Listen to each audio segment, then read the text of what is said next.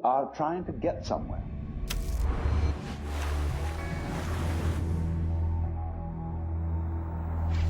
And of course, we, because being a very compulsive and purposive culture, are busy getting everywhere faster and faster and faster.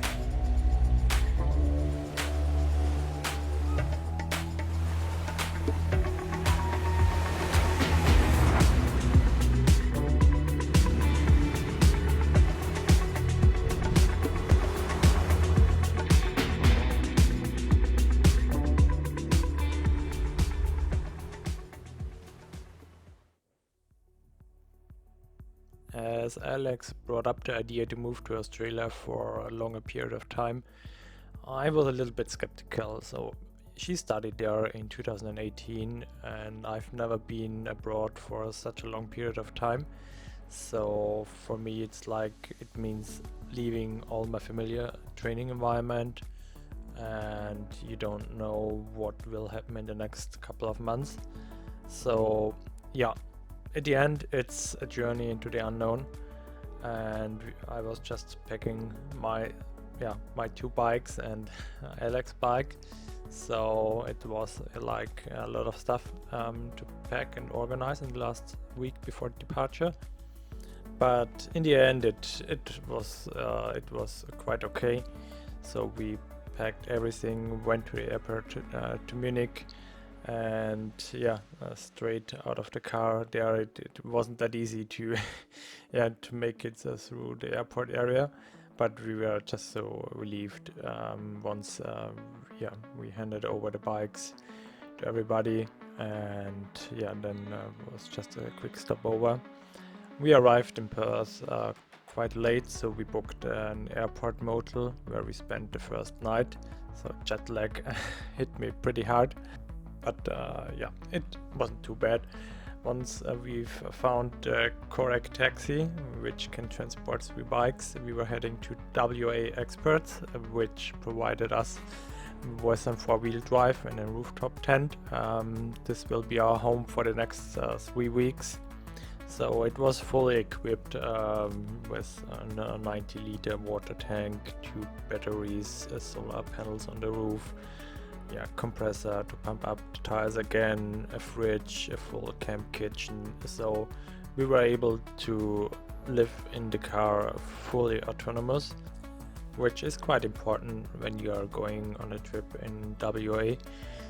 It can get pretty remote, so before the quietness we were heading for a last cup of coffee and a decent breakfast, which isn't that hard to get in Australia. And so it was time to head north.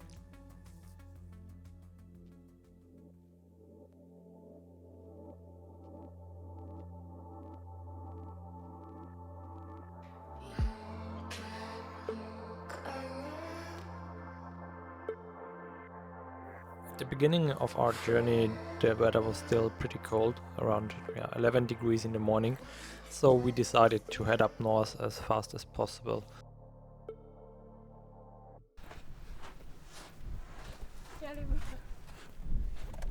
Jetzt weiß auch noch mal ganz, was denn die anderen zwei. Die leben noch. Ich nur ist gut. Die leben noch. After our first off-road experience, we were heading to the beach to watch the sunset. And while we were watching the sunset, we noticed a school of around 9 or 10 humpback whales.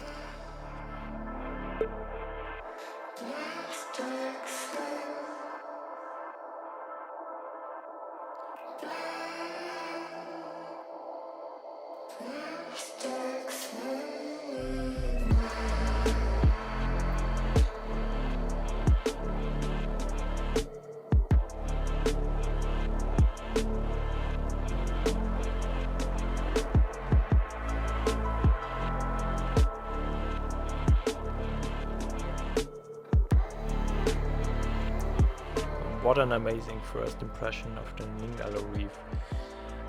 Afterwards we were heading to the campsite at Yardi Creek, and the light was just amazing. I went out with my Leica M6 to take some photos, and I was pretty impressed how they went out. In general, just the golden colors, the contrast with the greens from the trees.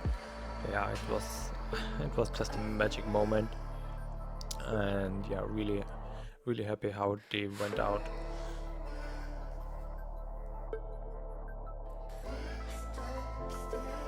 The next morning we were heading out to Murin Island, which is around 20 to 25 kilometers away from shore. The weather conditions were pretty hard, so pretty windy, and yeah, we were really looking forward to the dive, but the crew in general was not able to handle the conditions properly, so we've skipped the second dive and went out of the water pretty unhappy. The following day we've booked a tour with Liv Ningalo, a small but decent crew, just with a handful of people.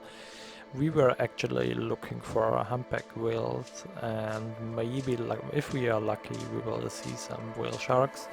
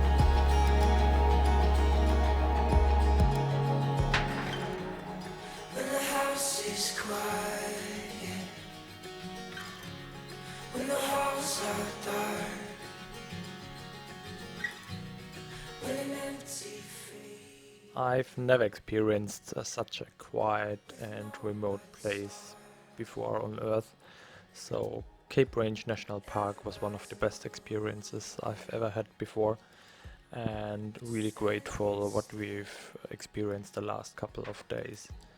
It was time to move on, but we have to decide if we are going more up into the north and skipping the south, or if we go to the south. And yeah, the weather down there, we are not sure how it will be, so it was a pretty hard decision to make. You're not the